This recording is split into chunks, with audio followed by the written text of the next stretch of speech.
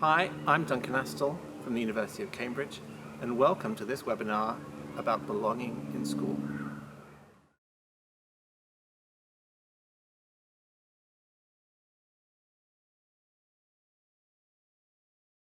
We all want schools to be as inclusive as possible, but in the current climate of stretched resources and high demands on staff time, that can feel like a daunting prospect. That's why we designed Belonging in School, a free set of resources to help guide schools through the process of creating their own inclusion policy. There is no one-size-fits-all approach to inclusion. Any good policy will need to be specific to its local context. Our goal is not to tell schools what they should do, but to guide them through the process of how they might create their own good inclusion policy and make positive steps to change. To get the most out of school, you need to feel like you belong in school. But for many children, especially those experiencing neurodevelopmental differences, school can feel like an alienating place and they can face more barriers to engaging with school. That's why we put belonging at the heart of our resources. The neurodivergent people we spoke to said that one of the most crucial things for them was to feel that they are a valued part of their community and that they are safe and that they belong in school. In the workshops that we ran as part of Belonging in School, that was a really strong recurring theme. In this resource, our goal has been to provide schools with the tools and strategies they can use to reflect on their choices, values, and existing policies around inclusion, and then to draw on this information to create good local inclusion policies that meet the needs of more learners. Belonging in School will guide you through a process you might take to creating your own policy and show you that even with the current resources, positive changes are possible at a local level. And now I'll hand over to Natalia, who will tell you a little more about how we put the resources together.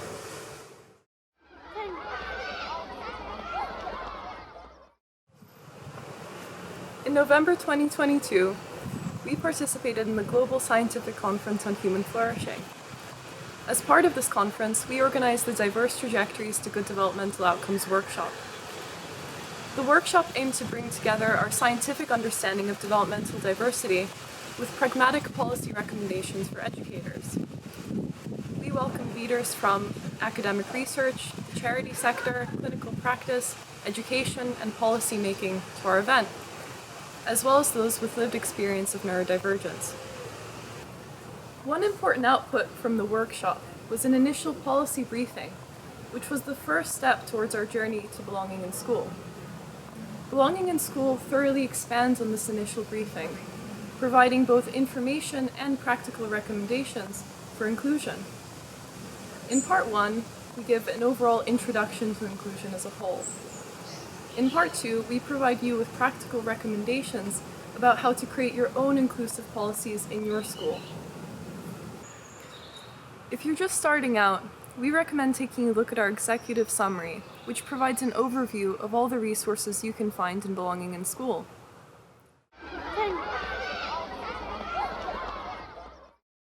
Hi, I'm Dr. Alyssa Alcorn. Duncan and Natalia have already told you a bit about the goals of Belonging in School, but what exactly is in the resource? I'll give you a bit more detail about the tools and how they might help support your planning. The resource has 3 documents that work together, including a 5-page executive summary, which Natalia already mentioned as the best place to get started. Part 1 is an introductory level document, giving some background around inclusion and a tour of the big ideas. One of its main purposes is to help you decide if the tools we're offering might be useful for you. If so, then it's time to go on to Part 2, and this is where all the nuts and bolts planning guidance is, to take you from big ideas to implementation with a lot of useful tips along the way.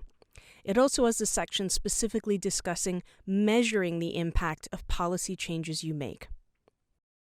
All 3 documents have the same audience, and that's professionals working in schools or with schools. Hopefully, that's many of you joining us for this webinar.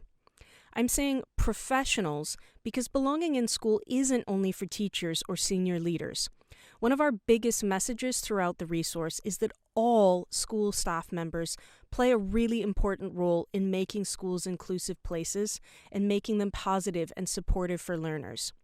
The wider community around every school is also a really important part of the picture because everyone's values and actions matter. We think belonging in school is likely to be most relevant for primary schools across the UK nations. The guidance isn't tailored to any particular nation or set of legislation. However, the planning tools like the action cycle could potentially be applied at any level of education, not only primary level. Belonging in School offers 3 types of tools to support inclusive policy development. We've got an action cycle that's tailored for policy planning, then 4 approaches or views on inclusive policy planning that are structured around the action cycle, and we'll come back to those in a minute. Finally, we've got 12 suggested changes. These are discrete changes to practice or policy that could help make your school more inclusive, especially for pupils with neurodevelopmental differences. And we'll come back to those closer to the end of the webinar. You may have noticed I said the resource offers tools for inclusive policy development, not developing inclusion policies.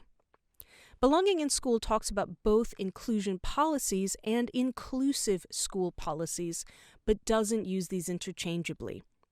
Inclusion policies would be dedicated policies addressing inclusion issues or legal obligations for particular groups.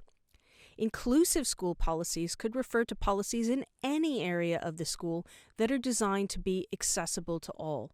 For example, your school could have an inclusive policy on their uniforms, seating, or headphone use in class.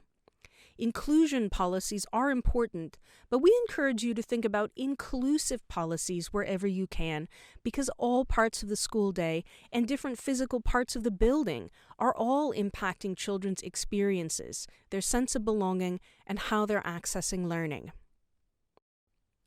Revising or creating inclusive policies is a big job for any school, and it will take time and iteration. 2 of our big messages throughout Belonging in School are that planning matters and progress matters. We really think about policy development as being a living and growing process. You're likely to be looking at going through several different cycles of planning, making changes, measuring, and reflecting on what happened. Not a massive, one and done, throw it all out policy overhaul that will somehow fix inclusion. That's just not realistic. The goal instead is to keep making progress toward greater inclusion, whatever your starting point is now, and to keep in mind that even modest changes can be making a big daily life difference for learners and for staff. The action cycle is a tool we offer to help break things down into manageable, measurable steps. You might already have seen action cycles in another context as they're used in many different fields. This one focuses specifically on policy planning and has 5 steps. First, get prepared to engage in the planning process. This is about project management and is all about practicalities, like what your focus is going to be, the timeline, and who will be involved in the process. Next, you need to assess your current situation and resources. What is happening now around your area of focus? What do people know? What are they doing? What resources and constraints are operating here? The next step is sort of a mini cycle around planning, in which you're moving from this big focus down to specific goals and which actions you're going to take to meet those goals. Then, how will you measure the effects of changes you make? You also need to be checking this planning for feasibility. Does it all add up into a plan that's going to be feasible for your staff and for your learners? Finally, then, you get to implement your planning, begin measuring, and then in the last step, be evaluating and reflecting on the changes you've made. This is a cycle, not a linear process. What you find out in step 5 will help set you up for the next iteration of planning. Have your changes worked? Why or why not? What aspects of policy or practice might your school want to work on next? The largest part of the Belonging in School content is about ways you could develop inclusive policy planning using this action cycle. We call these our 4 approaches. They are not different paths toward good inclusion, but to some extent they're different destinations. They've got different visions of what counts as inclusion and how your school might work toward that. They pose different questions that you need to answer as you work through the action cycle. The next part of the webinar is about our 4 approaches. We'll go through each approach to give you the main ideas and a little bit about how it can support inclusion. Please do keep in mind, though, that this webinar is just a short introduction. It doesn't include all the details you need to actually implement the approaches. For that, we'd encourage you to look at the written guidance, especially the details in part 2.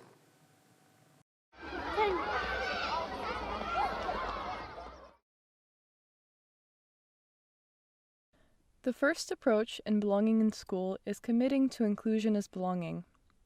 This focuses on whether children feel that they are accepted, safe, and part of their community. By committing to putting belonging at the heart of your approach to inclusion, you'll have the opportunity to specifically optimize for belongingness and integration in your school. Belonging is critical to inclusive education because schools are communities. We'll hear from Dr. Kate Baker, a researcher and clinician based at the University of Cambridge. She'll be speaking about the value of a belongingness-centered approach to school inclusion. Hello, I'm Dr. Kate Baker. I'm a doctor at Addenbrooke's Hospital and a research group leader at the MRC Cognition and Brain Sciences Unit, and I'm also the chair of governors at a local primary school. This approach to inclusion means adopting a focus on pupil belonging in your school policies and activities. A pupil could be present at school, participating, and receiving supports, but those feelings of community, safety, and acceptance might still be missing. Committing to inclusion as belonging means working to understand pupils' feelings about whether and when they belong within their school community, and taking action to increase pupils' belonging. Promoting a sense of belongingness has recently been highlighted as a priority in UK policymaking, specifically as it pertains to improving mental health outcomes in neurodivergent individuals. I think developing a strong sense of belonging to a school community is critically important for every young person. And the types of experiences of belonging to that community really set up lifelong expectations, are really formative for how a person then emerges out of that school world within a world and becomes part of wider society. Because belonging is very close to the idea of feeling safe. So if you don't feel safe or comfortable in your school environment, or you don't feel like you're listened to, or you don't feel like your needs are being met, then natural response is to feel threatened and not to want to be there. So it's important because without considering how to enable each person to belong, they'll find a way out. Pupils' perceptions about whether or not they belong within their school communities affects how they progress through school. There is a large, well-established body of research about school belongingness, possible ways to measure it, and how it affects different outcomes across childhood and beyond. Belongingness is related to improved academic performance, increased pupil and staff well-being, and improved resilience, stress management, and self-efficacy among pupils. It's valuable to mention that belongingness is highly personal and local. It won't look the same across all individuals. This is why it's so important to work with pupils to find out what it means for them. I think it's really important to think about what belonging would mean for different people. If you think about communities in general, as grown-ups, we contribute to communities in lots of different ways. And what looks like successful belonging is hugely different for different people. If you're interested in adopting this approach, the first step is to find out more about what belonging and not belonging means to your school community. When do pupils feel like they belong or not belong, and why? What are some measurable goals that you can set in order to ensure that you're improving pupils' sense of belongingness over time? Remember that cultivating a culture of belongingness involves looking at school dynamics and processes across the whole school, including those that involve educators and other school staff. Belonging really matters for inclusive education because it sets up each child's expectations about how they relate to their community and to other people within the world. It's the critical ingredient to understanding how each person can be valued within society, what contribution they can make, and the relationships they have with other people.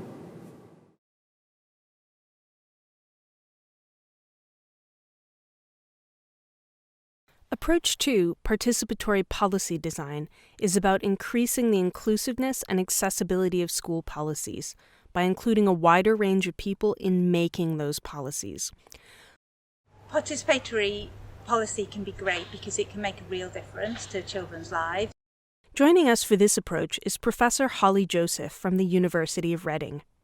She was one of the Belonging in School workshop contributors and has experience in developing participatory projects with children, families, and communities. Research is primarily on reading development and reading difficulties,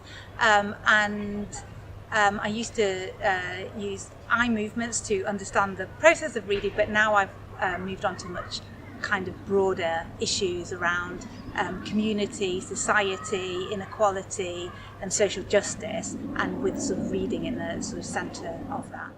Following this approach, policies would be developed with and evaluated by the wider school community, not staff members alone. I guess the most important thing about participatory policy development is to include a diverse range of voices to ensure that a diverse range of interests and needs are acknowledged and met as far as is possible. Participatory policy development is really important in schools because schools have to cater for a very, very wide range of children, and often the perspectives and voices of those children are not part of that decision-making process. Participatory policy design, or any type of participatory design, can be a complicated and confusing area for 3 reasons. First, there's a large number of related terms with overlapping and interconnected meanings, like participatory research, co-design, co-production, and even more. Depending on your role, some of these terms may already be on your radar.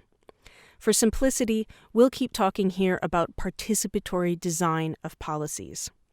Second, participatory design isn't one single method. It's really more like a family of methods sharing big principles. This means there's many right ways to do it, depending on who's working together and the problems they need to solve. Third and finally, this area is just complicated. Working with the wider community to make and evaluate policy decisions may be very different than how your school's policy making works now, and there will be a lot of logistical decisions to consider.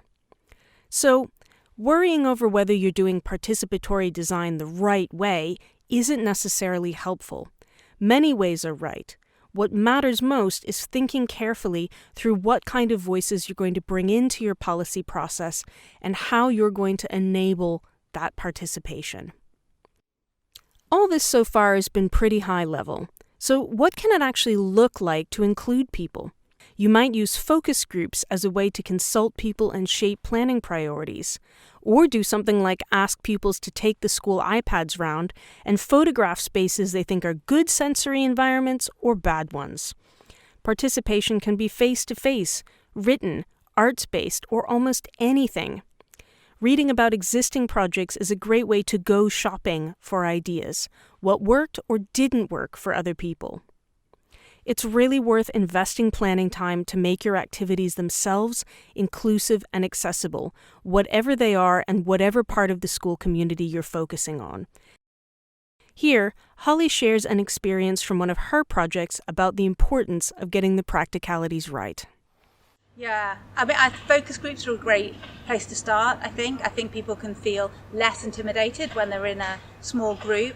And one thing we found was that focus groups worked much better in the community. So asking parents to come into school, they may have had negative experiences of school as children. It might not be somewhere that they feel that comfortable, that safe. So actually going out to the community where people live, giving them cake, giving them coffee, that's what we did, and being in an environment where they feel able to share how they feel with you. I think that's a really, really great way to sort of start.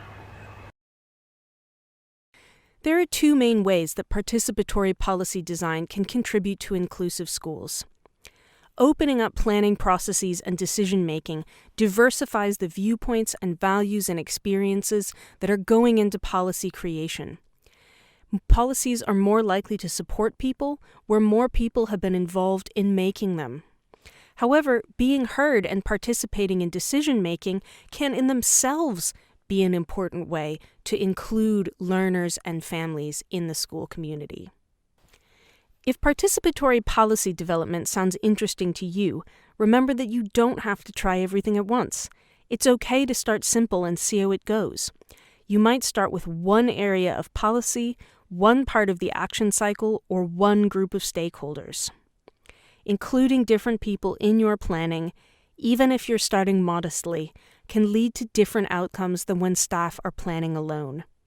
The most important question to ask before trying anything in this area is whether people are really ready to listen to one another.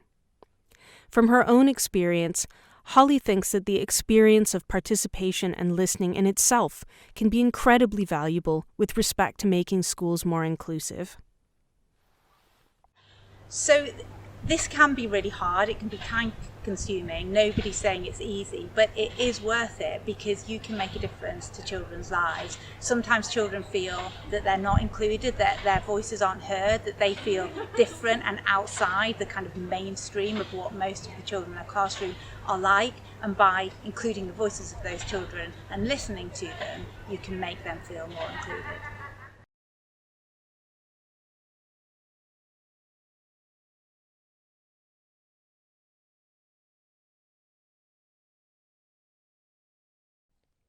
The third planning approach in belonging in school is inclusion by design. The central idea of this approach is to change the learning environment to create a context for learning that is accessible and challenging for everyone. Inclusion by design allows us to look at more universal approaches that may be vital for some students, but will be valuable for everybody. In this section, we're going to be hearing from Dr. Jamie Galpin. Jamie is experienced in designing learning environments within a variety of education settings and was a key contributor at one of our workshops. I'm a developmental psychologist with special networks, and my research focuses on universal approaches to support for children and young people. When exploring inclusion by design, a phrase you will come across is Universal Design for Learning, or UDL for short. This is a specific instance of inclusion by design as it applies to education settings. But don't let the word universal throw you. It doesn't mean giving every student the same. If anything, it means the opposite, building in flexibility so that learning is accessible for everyone. Let's listen to Jamie. So inclusion by design is a proactive approach to supporting children and young people, where inclusion is built in as opposed to bolted on. It's preemptive support for the inherent variability of all children. For schools, I think it's a really effective way of providing support. It can sometimes feel overwhelming to have a huge variety of needs that we need to kind of adopt these isolated interventions for. Inclusion by design allows us to look at more universal approaches that may be vital for some students, but will be valuable for everybody.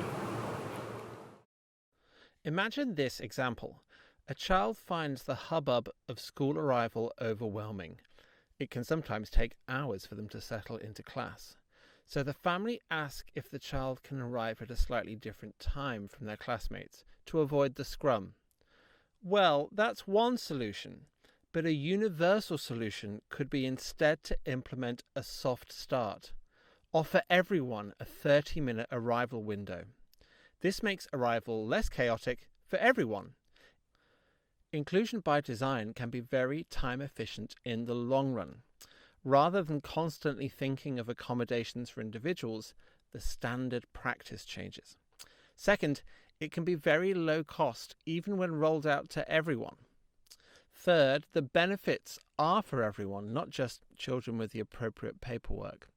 Fourthly, it can reduce stigma. Children are not required to seek permission for an accommodation if the standard practice becomes more flexible. Finally, you may never be able to optimally meet all needs all the time, But inclusion by design is about meeting more needs as standard. Schools will benefit from inclusion by design, I think, in two ways. Both the staff, in terms of a much more efficient use of time and a much more sense of control over being able to support children and young people, controlling that learning environment and making it better fit the children they have. And there's also benefit for children and young people in terms of they get a greater sense of belonging, being in an environment that feels like it was built for them.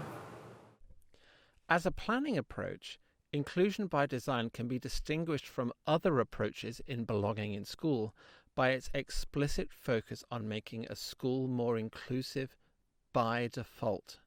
Rather than more specific exemptions or exceptions, the end result of inclusion by design is a system with flexible ways of engaging, accessing information, participating, and showing what you know. Inclusion by design, from a mindset perspective, begins from the position of recognizing exclusion, of looking at our current learning environments and saying, who can't access these spaces? Who can't access this lesson? And then proactively looking to design for that individual. And in designing that solution for that individual, you then take a step back and say, how can I expand this out to everybody? Many good examples of inclusion by design can be extremely simple and low, or even no cost. Some changes might be more ambitious. In Belonging in School, you'll find a great example of a school that trialled different types of seating. Here's another example from Jamie.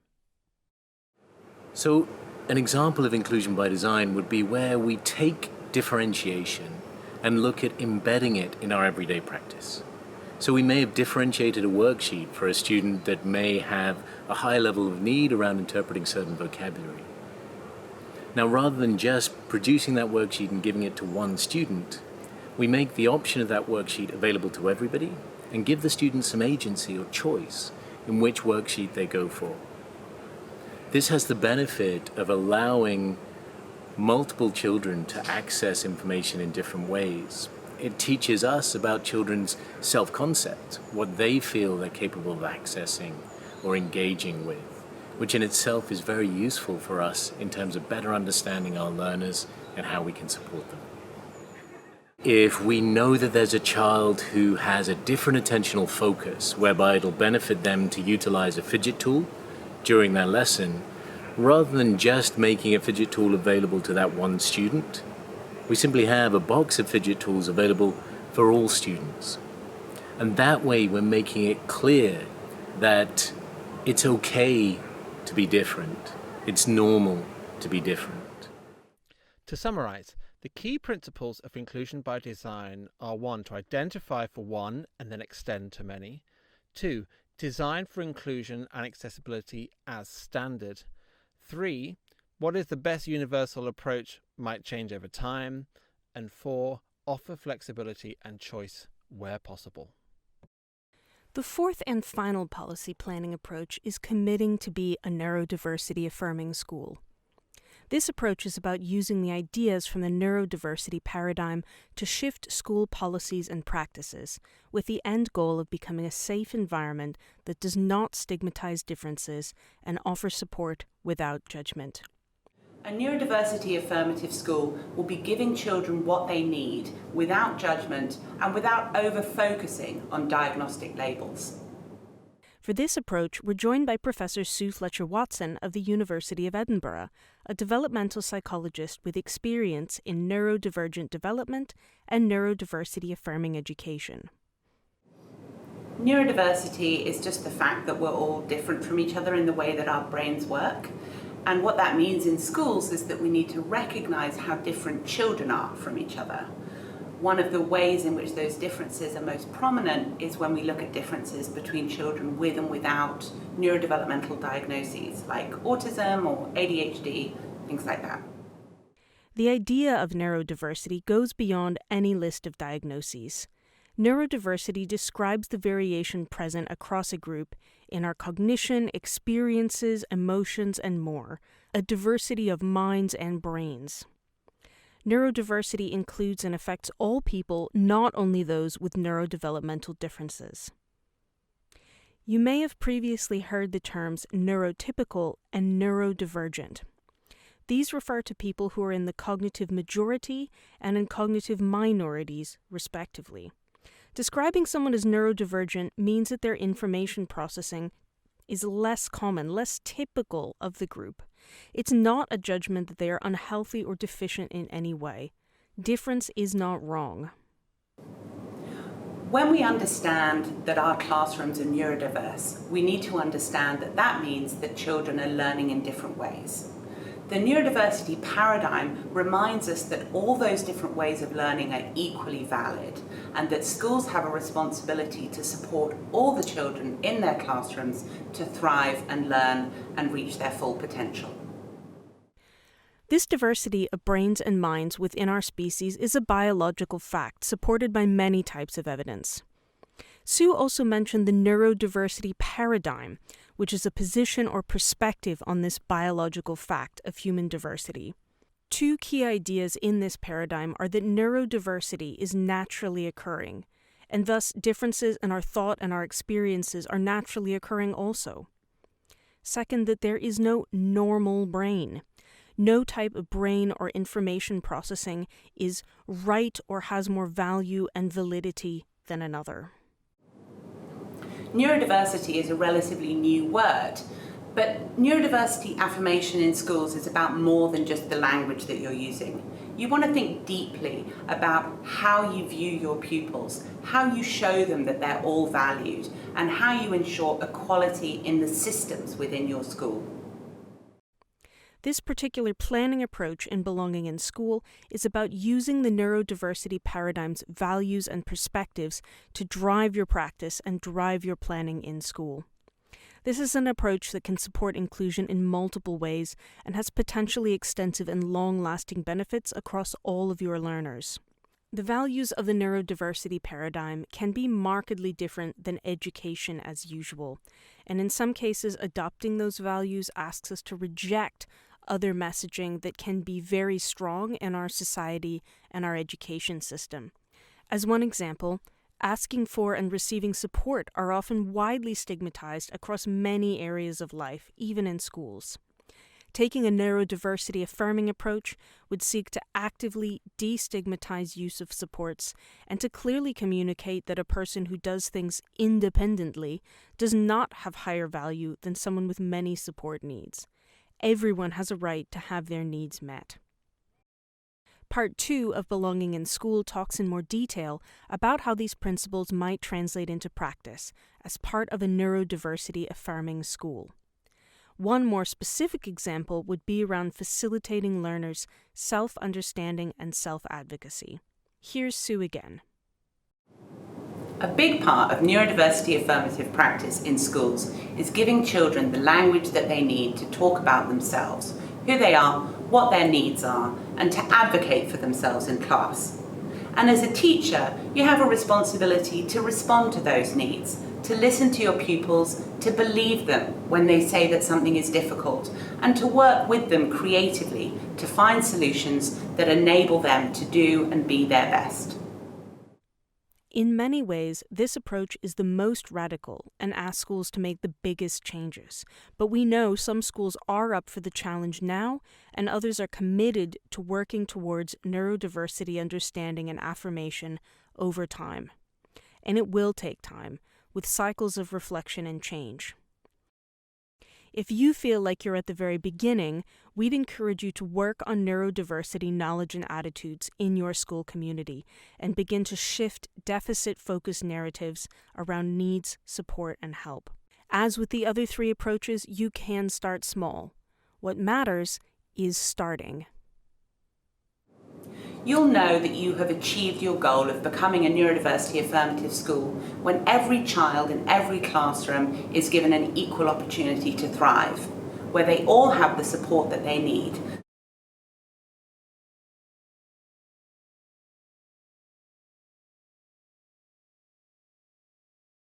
So these 4 approaches we've just talked about and all the tools in belonging in school are just that.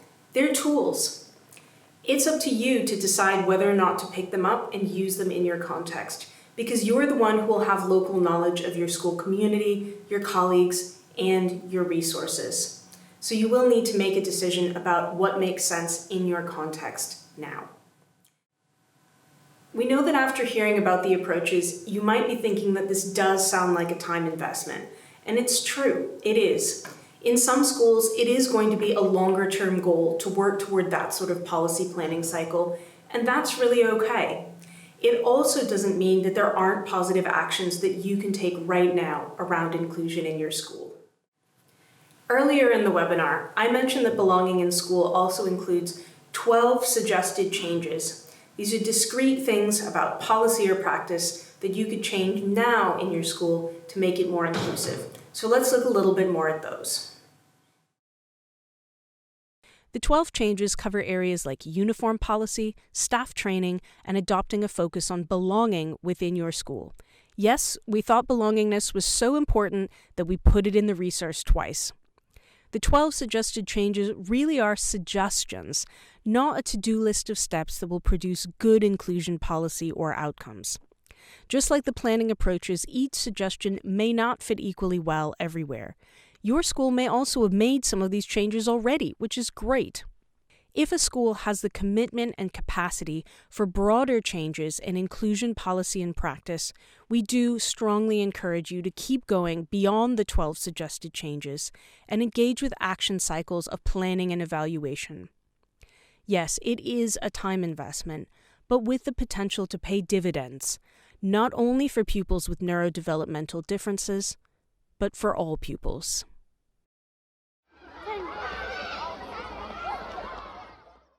Thank you for joining us for this webinar. Belonging in School is a set of free resources for schools, and you can find them all at inclusion.mrc-cbu.cam.ac.uk.